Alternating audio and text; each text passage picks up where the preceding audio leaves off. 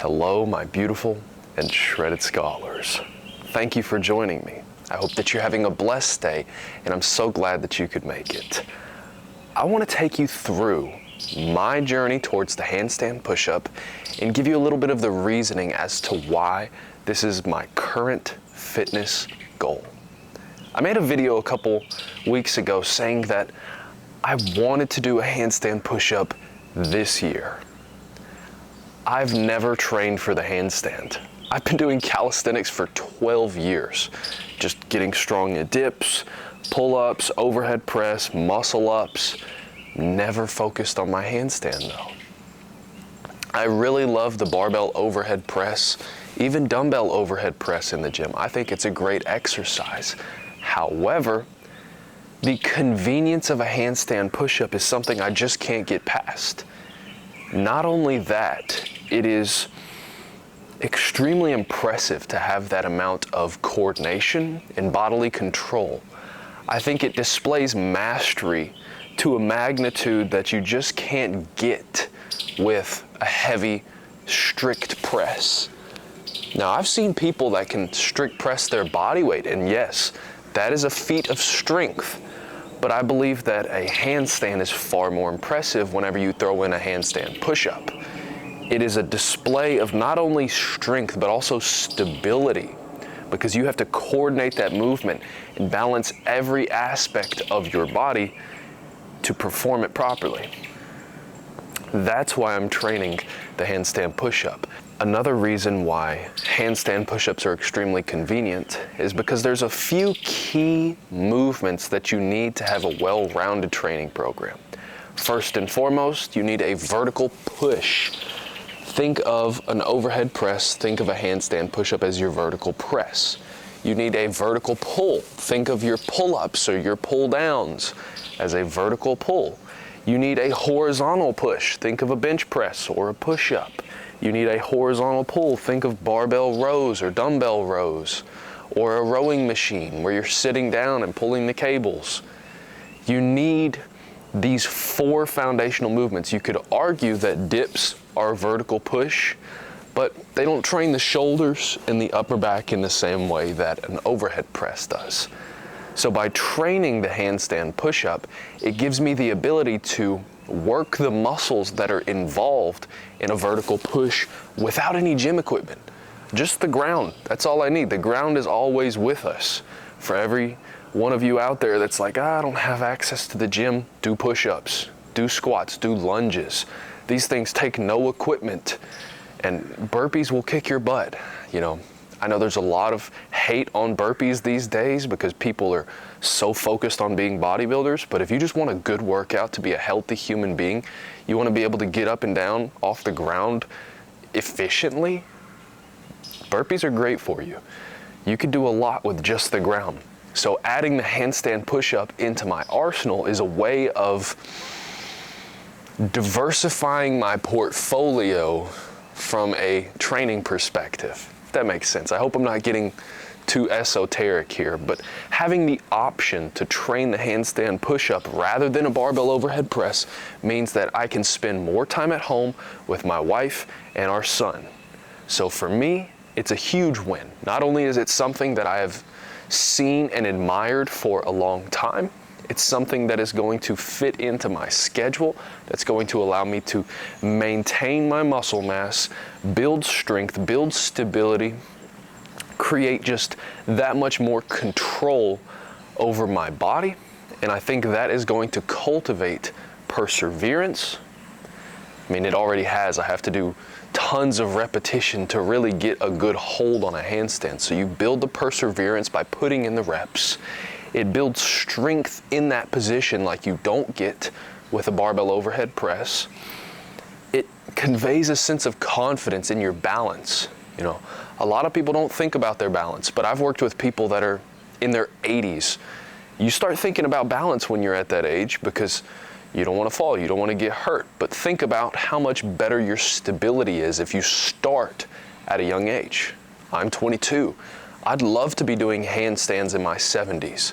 So let me focus on getting the reps in now, really warming up my elbows, my wrists, my shoulders, and just practicing a little bit every day, focused on getting better.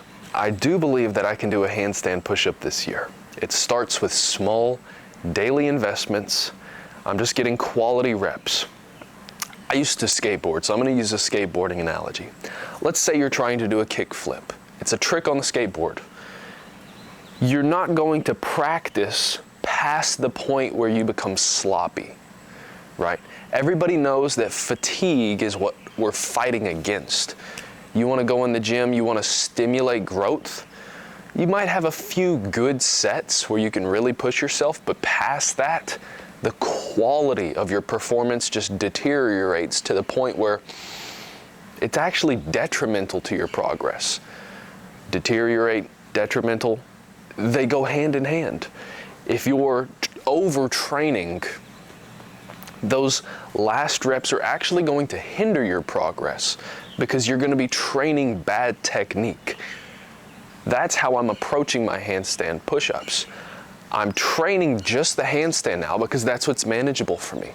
There are some times where I can get a 3-second hold, sometimes a 5-second hold. Sometimes I kick up and I don't get a 2-second hold.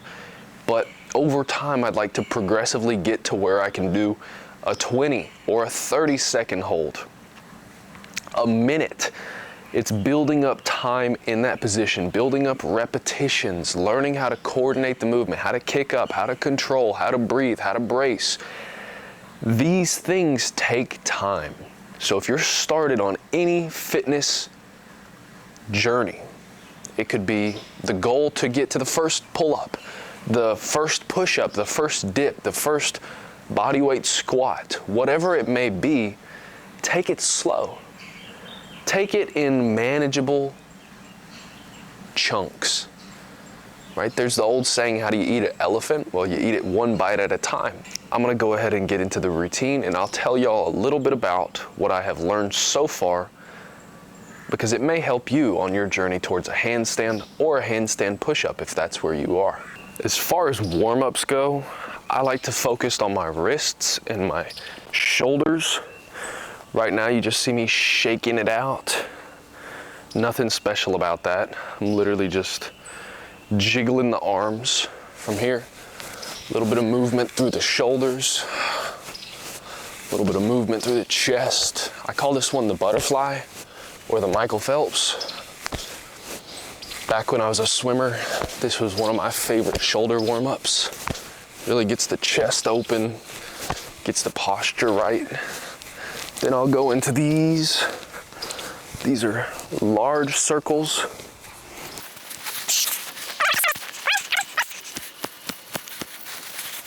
There we go. Now I'll move into the wrists. I just roll them around, do a little bit of this, roll them around. Some people like to put their hands together. Not really my style. I like to just roll them like this. Forward and backward. Just getting a little bit of blood flow into the wrists so that they feel better whenever we get into the actual reps themselves. Rolling it around. Then what I'll do is I'll go ahead and get down on the ground. And from here, I'm just gonna lean forward, lean back. Just easing onto the wrists. Don't wanna hurt them.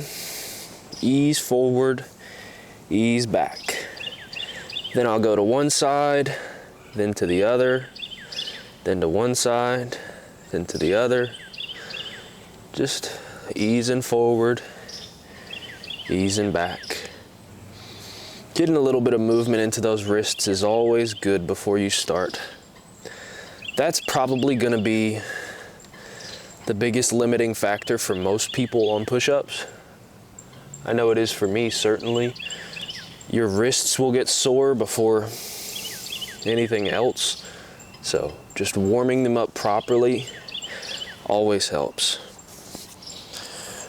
Again, rolling the wrists out.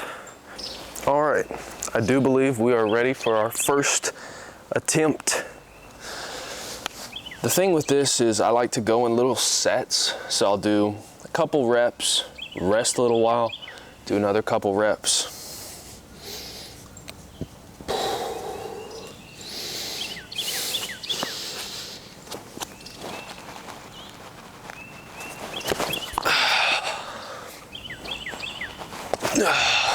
see sometimes I don't kick up high enough, and you kind of just get this crappy half extension.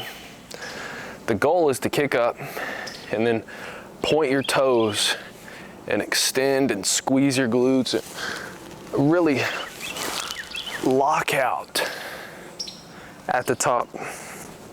That's the goal. That doesn't always happen, but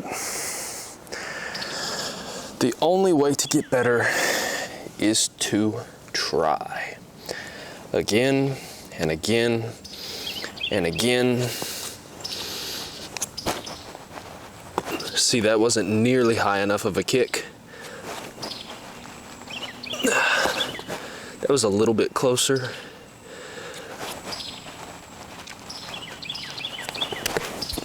That was a couple seconds. I like to take some deep breaths, move the wrists. My right wrist is bothering me a little bit today, but you just gotta work through it. You know, usually in the first few reps, it feels the worst because your body's still getting some blood flow to that area. But I just keep it moving, keep it moving. Usually that goes away after a few sets. All right, here we go.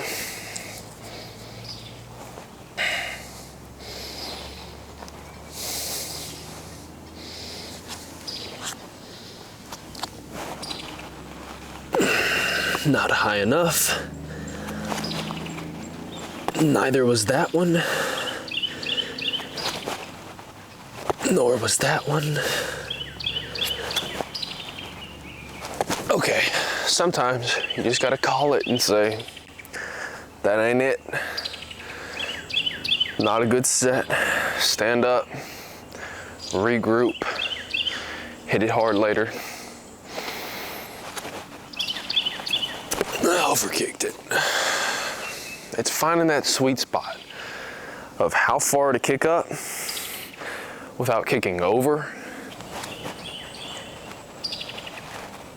With this exercise, I treat it like it's high intensity training because you have to focus your whole body. You want as much attention to detail as possible. So I'm not gonna do sets of 10 with short rest intervals like I would for hypertrophy training. I'm training for strength.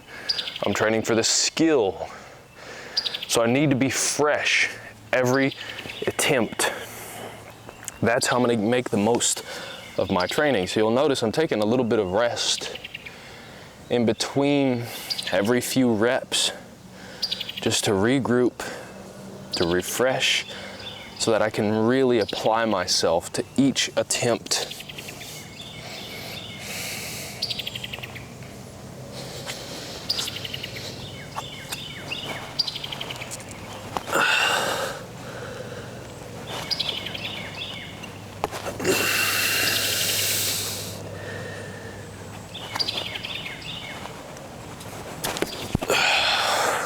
So usually 3's the sweet spot.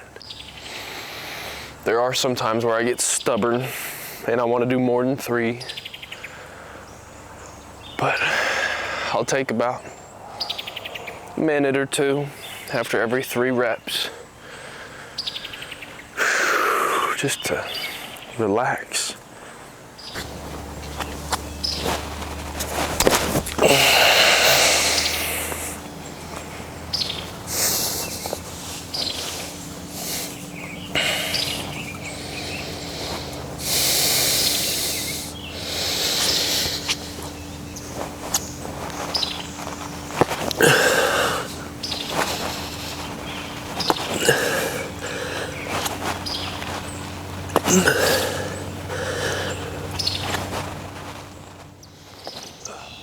Thank you for joining me. I hope that you enjoyed this video. If you did, show your support by leaving a like, dropping a comment down below. Also, if you're interested in my free fitness guide, it's called Centurion Strength, and you can get that down there as well. Hope that you have a blessed day. My name is David Scheer, and I'll see you in the next one.